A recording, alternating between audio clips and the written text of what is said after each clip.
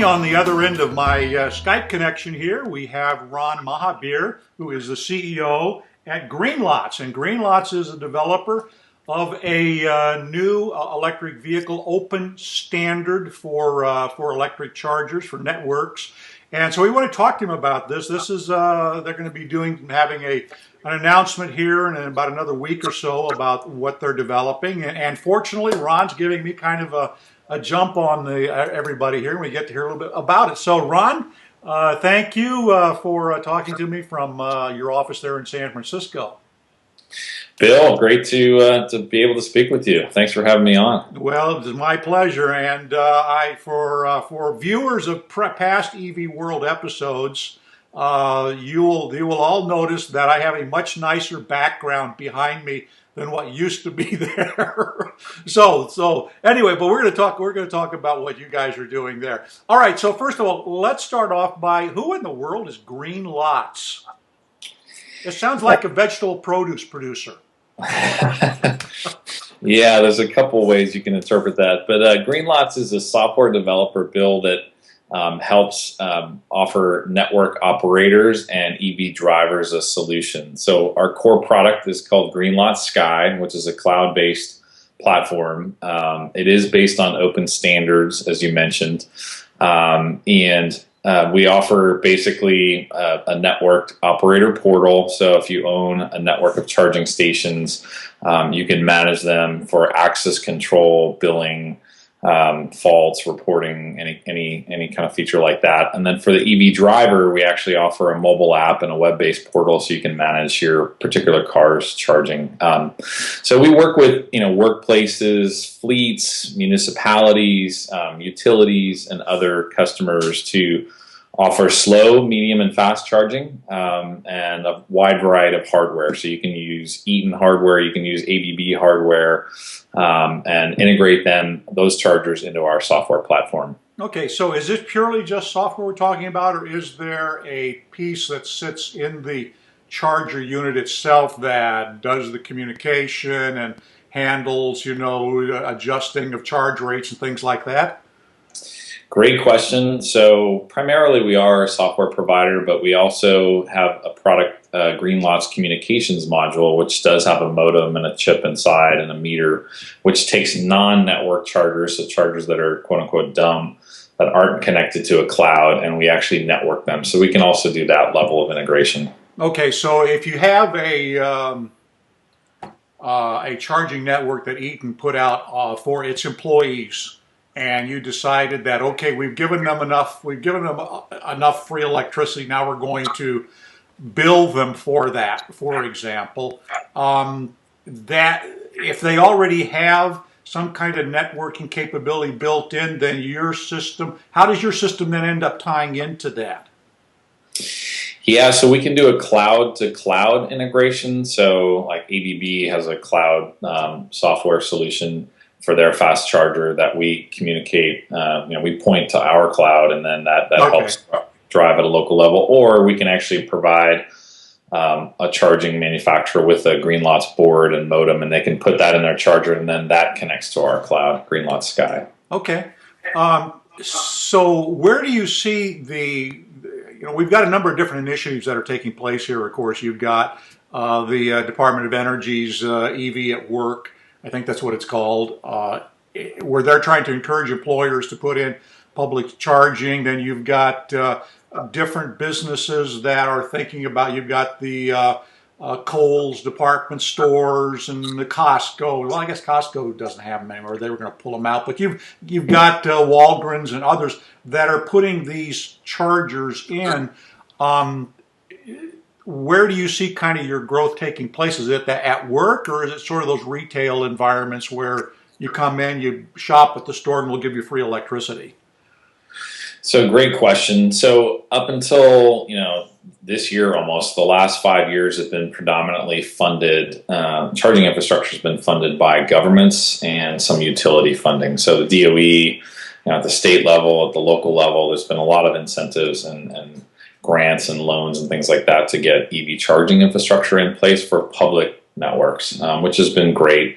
The challenge with that, though, Bill, is that most of the providers of networks of EV charging are closed. And so what that means is they're offering a proprietary network. So it's kind of like how Apple came out, I guess, 4 or 5 years ago with the iPhone, and that was only with TNT, I believe. And if you wanted to switch it to T-Mobile or Verizon or what have you, you couldn't do that. So right. If you weren't happy with AT&T, you might as well throw the hardware away. And the same kind of thing, and software.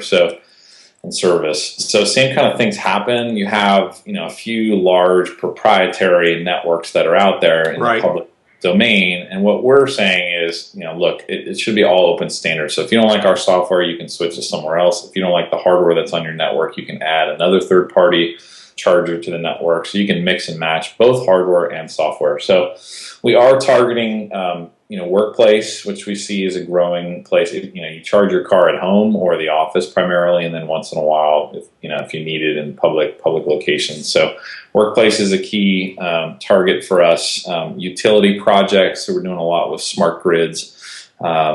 Standards like smart energy profile, open ADR, things like that with utilities.